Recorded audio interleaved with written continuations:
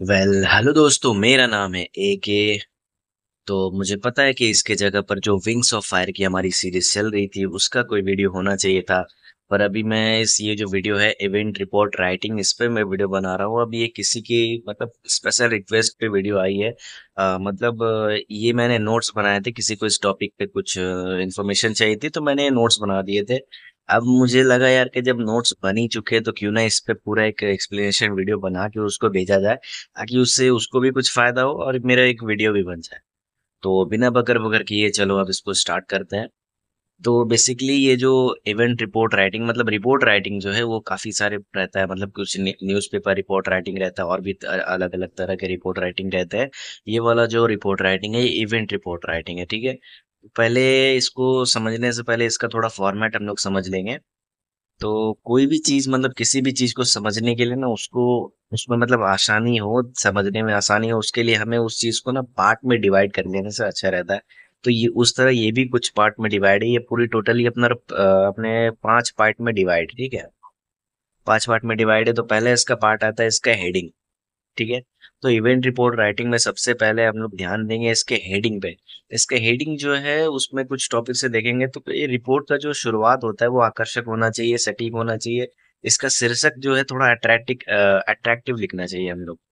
तो हमेशा याद रखें कि जो इसका हेडिंग देंगे आप, किसी भी तरह का हो सकता है वो, किसी स्पोर्ट्स डे पे हो सकता है, इंडिपेंडेंस डे पे हो सकता है, किसी कल्चरल प्रोग्राम पे हो सकता है। ज्यादातर ये सब स्कूल्स में होते हैं। तो उस पे एक हेडिंग जो होना चाहिए थोड़ा आकर्षक दे, और कोशिश करे कुछ अच्छा देने की, ठीक है। इससे जो रिपोर्ट राइटिंग है वो थोड़ा और भी उभर के आएगा। तो उसका एक उदाहरण भी देख सकते हैं आप यहाँ पे, जैसे कि ये लिखा हुआ है annual sports day celebration at XYZ school, ठीक है। तो यहाँ पे अपना स्कूल्स का कोई भी नाम दे सकते हैं, स्कूल का नाम देने से अच्छा रहेगा, ठीक है। या फिर ऐसा लिख सकते हैं आप XYZ college organised clean line drives, ठीक है। ऐसा दे सकते हैं आप। तो दूसरा इसका पार्ट है, देखेंगे यहाँ पे इंट्रोडक्शन। तो जब आप हेडिंग लिख लेते हो उसके बाद में आपको पहला क्या करना है, इंट्रोडक्शन इस उस इवेंट का देना है काफी अच्छे से, ठीक है। तो पहले तो कार्यक्रम का नाम आपका होना चाहिए तारीख और स्थान के साथ। अच्छा, मैं अभी मतलब आप इस पॉइंट को समझ लो, फिर इसके बाद में एक पूरा मतलब इवेंट का जो रिपोर्ट है वो मैं नीचे में इसके बना के दे दूंगा, ठीक है। बात को अब समझो यहाँ पे, ठीक है। तो जो पहला है क्या, कार्यक्रम का नाम होना चाहिए, तारीख और स्थान काफी अच्छे से इसमें होने चाहिए, ठीक है। फिर उसके बाद इसका जो आयोजक है, जो इसको ऑर्गेनाइज किया है, उसको आपको बताना है। इस दूसरे मतलब इंट्रोडक्शन में आपको बढ़िया से बताना है कि इसको ऑर्गेनाइज किसने किया है, इसका आयोजक कौन है, अच्छे से इसमें बताना है। इसका उद्देश्य बताना है कि ये जो इवेंट है ये क्यों कराया जा रहा है, ठीक है। पर्पस एकदम अच्छे से इसमें बताना है आपको, ठीक है। एग्जाम्पल इसका देख लेंगे एक बार।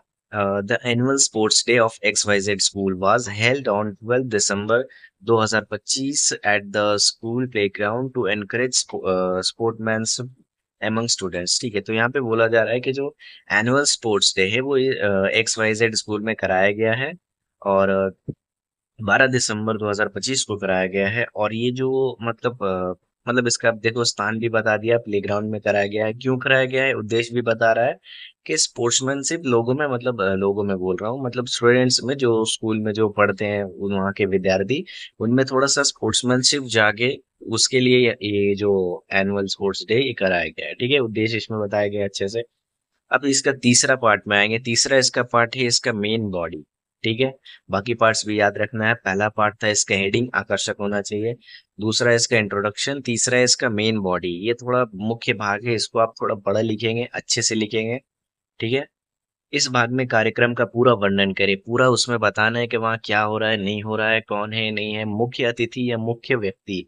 अब इवेंट है तो उसमें कुछ चीफ गेस्ट आएंगे, तो उसके बारे में भी आपको अच्छे से बताना है कि वो कौन है, क्या है, क्यों आए हैं, ऐसा आपको बताना है। उनका स्वागत कैसे किया गया ये सब भी बताना है। गतिविधियां देखेंगे इवेंट्स में क्या क्या हुआ, कुछ प्रोग्राम्स हुए, कुछ कॉम्पिटिशन्स हुए, कुछ मतलब जो भी है उसको आपको अच्छे से बताना है, ठीक है। अब वो जो कॉम्पिटिशन्स हुए या फिर कुछ परफॉर्मेंस हुआ, तो उसमें जो छात्र या फिर कोई भी प्रतियोगी था जो, तो उसमें जो जो भाग लिए उसमें आपको अच्छे से बताना है, ठीक है। दर्शकों की प्रतिक्रिया आपको बतानी है अच्छे से, उसमें ऑडियंस का क्या भाग था। कोई खास घटना उस इवेंट में हुआ हो वो भी आपको अच्छे से बताना है, ये सब याद रखेंगे आप। तो तीसरा पार्ट का भी एक एग्जाम्पल हम लोग देखेंगे। देखिए जैसे यहाँ पे लिखा हुआ है the chief guest mister Ramesh Singh inaugurated the event. Various competitions like races, tug of war, and long jump were conducted. Students participated enthusiastically, and the audience cheered loudly. ठीक है, तो आप इसका एक एग्जांपल देख सकते हैं बढ़िया सा कि यहाँ पे चीफ गेस्ट कोई मिस्टर रमेश सिंह, यहाँ पे जो भी आपका मन पे हो उसमें उसका नाम डाल सकते हैं आप।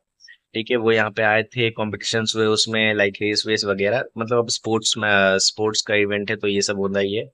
ठीक है, तो ऐसे दे सकते हैं। अब इसका चौथा पार्ट भी हम लोग समझेंगे अच्छे से थोड़ा। चौथा पार्ट मतलब लास्ट ही है, ये कंक्लूजन है। ठीक है, ये इसका मतलब आपका जो इवेंट है उसका एंडिंग कैसे हुआ। ठीक है, आपको इसका एंडिंग बताना है चौथा पार्ट में। कार्यक्रम का समापन कैसे हुआ ये आपको बताना है। क्या संदेश या उपलब्धि रही, इससे आपको क्या संदेश मिला, या इसमें क्या उपलब्धि आपको मिली, या फिर उस स्कूल को क्या उपलब्धि मिली, ये सब आपको अच्छे से बताना है। आयोजकों का प्रतिभागियों के प्रति आभार। अच्छा, जो आयोजक थे जो मतलब इवेंट ऑर्गेनाइज किए थे, प्रतिभागी जो कॉम्पिटिशन्स में या फिर परफॉर्मेंस में जो भी प्रतिभागी थे, उनके प्रति क्या आभार था वो आपको अच्छे से बताना है। ठीक है, अब एग्जाम्पल के तौर पे यहाँ देख सकते हैं the event included with the prize distribution ceremony and a vote of thanks. It was a memorable day that highlighted the importance of team work and discipline. ठीक है, यहाँ पे देख सकते हैं आप, इसका एग्जाम्पल भी काफी अच्छा है। आपको बिल्कुल ऐसे ही बनाना है। लास्ट वाला जो इसका पार्ट है, जैसे ये जो इसका पार्ट है सिग्नेचर, तो ये बहुत सारी रिपोर्ट में ये रहेगा भी, बहुत सारे रिपोर्ट में इसकी ज़रूरत नहीं पड़ती है। तो अगर आपके रिपोर्ट में इसकी ज़रूरत है तो ही आप इसको दें, वरना इसको नहीं भी दे सकते हैं। ठीक है, तो रिपोर्ट के मतलब अब इसका पांचवा सिग्नेचर मतलब जो रिपोर्ट है वो किसके द्वारा तैयार किया गया है। यहाँ पर आप अपना नाम दे सकते हैं, एक एक क्लास का नाम, सेक्शन वगैरह जो भी, रोल नंबर भी दे सकते हैं, मतलब जो भी दे सकते हैं आप यहाँ पर। इसके बाद यहाँ पे मेरी तरफ से कुछ क्विक टिप्स है, आप इस पे ध्यान रखेंगे। भाषा जो है साफ, औपचारिक और तथात्मक रखें। ठीक है, भाषा जो है इसमें आपकी साफ होनी चाहिए, और इसमें कुछ भारी वर्ड का इस्तेमाल ना करें, सिंपली लिखें इसको, जरूरत नहीं है इसमें।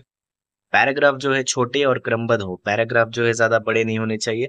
मतलब एक इस ये सब में ना कि वर्ड का एक क्राइटेरिया, एक लिमिट रहता है वर्ड का, तो कोशिश करें कि उस वर्ड तक ही लिखे, ज्यादा इसमें ज्ञानी बनने की जरूरत नहीं है।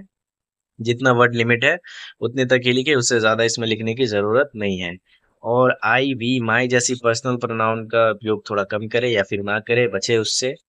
ठीक है, आपको ये पास्ट टेंस में लिखना है। याद रखें कि जो आप रिपोर्ट लिख रहे हैं वो हो चुका है, वो बीते कल में हो चुका है, तो आपको जो रिपोर्ट लिखना है वो ज्यादातर उसका जो पास्ट टेंस पे ही लिखना है। ठीक है, पास्ट टेंस में लिखना है इवेंट को, इवेंट हो चुका है पहले में, अभी का उसको प्रेजेंट में लिखने की कोई जरूरत नहीं है। अब जैसा कि मैंने बोला था कि लास्ट में आपको एक एग्जांपल पूरा का पूरा एक इवेंट रिपोर्ट दे दूंगा, तो ये उसी पर है। और ये इवेंट आपका थोड़ा सही सिंपल ही है, independence day celebration at A B C school. अब यहाँ पे अपना स्कूल का नाम आप दे सकते हैं। अब आगे देखेंगे, स्टार्टिंग इसका इंट्रोडक्शन से होगा कि ABC school celebrated at seventh independence day of India with great enthusiasm and patriotic fervour on 15 August 2025 in the school premise. आगे देखेंगे, the school event was organized by the cultural committee to honor the sacrifices of our freedom fighter and to instill the spirit of nationalism among students। देखेंगे introduction में जैसा कि बताया था कि पहले क्या होना चाहिए था, मतलब स्कूल का नाम, कहाँ पे वो इवेंट हो रहा है वो बताना है, और इवेंट का मतलब क्या है, क्यों हो रहा है, ये सब बताना है। तो यहाँ पे एकदम वैसे ही इसमें बताया गया है। इसका पहला पैराग्राफ इंट्रोडक्शन जो है यहाँ तक खत्म हो जाता है, नेशनलिज्म एमंग द स्टूडेंट्स तक। ये आपका इंट्रोडक्शन खत्म है। इसके बाद से इसका शुरू होता है main body. The celebration began at 8 AM with the hosting of the national flag by the principal Mr. Neeta Sharma. अपने प्रिंसिपल का भी यहाँ पे नाम दे सकते हैं। Followed by the singing of the national anthem, the entire school campus was decorated with tricolor balloons and flags। ये आपका एक हो गया, मतलब ये मेन भाग जो है डिस्क्रिप्शन डिस्क्रिप्टिव रहेगा, थोड़ा बड़ा रहेगा। ठीक है, इसके बाद देखेंगे, after the flag hoisting a cultural programme was organised in the school auditorium. Student perform patriotic song, speeches, dance and short skit defeat in the struggle for freedom. The chief guest, Mr. Rajesh Kumar, an ex-army officer, addressed the gathering and motivated students to serve the nation with honesty and dedications। देखेंगे तो ये आपका वहां से लेकर ये कहा गया आफ्टर द फ्लैग होस्टिंग, नहीं नहीं इससे भी ऊपर था थोड़ा। हाँ, यहाँ पे the celebration begin eight 8 AM, यहाँ से लेकर के ये आपका ऑनेस्टी एंड डेडिकेशन तक जो है ये आपका इसका मेन बॉडी हो गया। ठीक है, ये आपका मेन बॉडी है। उसके बाद में यहाँ पर जो है the programme ended with the vote, यहाँ से इसका कंक्लूजन स्टार्ट हो रहा है। अब ये एंड हो रहा है, अब ये एंडिंग के बारे में बता रहा है। ठीक है, the programme ended with the vote of thank and the distribution of sweets among students. It was a proud and memorable day that reminded everyone of the value of freedom and unity. The celebration truly reflected the spirit of patriotism and national pride. Last में वैसे ही एक class 11 जो भी है, ठीक है, तो आप यहाँ पे अपना नाम लिख भी सकते हैं, नहीं भी लिख सकते हैं। कंक्लूजन हो गया यहाँ पे। तो पहला बात, आप चाहे तो इसका स्क्रीनशॉट ले ले और स्क्रीनशॉट लेके इसको अपना मतलब जैसे भी यूज करना कर सकते हैं।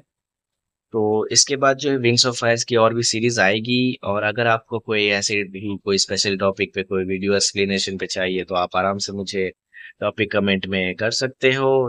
और इसके बाद अब देखते हैं इसके आगे की वीडियो भी आएगी, मतलब इसकी नहीं, विंग्स ऑफ फायर की। तो अब जो भी इस चैनल पे नए हो इस चैनल को सब्सक्राइब कर दे ताकि आपको आगे भी इस तरह की वीडियोस मिलती रहे और बने रहे विंग्स ऑफ फायर में। इसके बाद अभी और आने वाली है क्योंकि उसकी बहुत वीडियो बनने वाली विंग्स ऑफ फायर की। ठीक है, तब तक के लिए गुड बाय।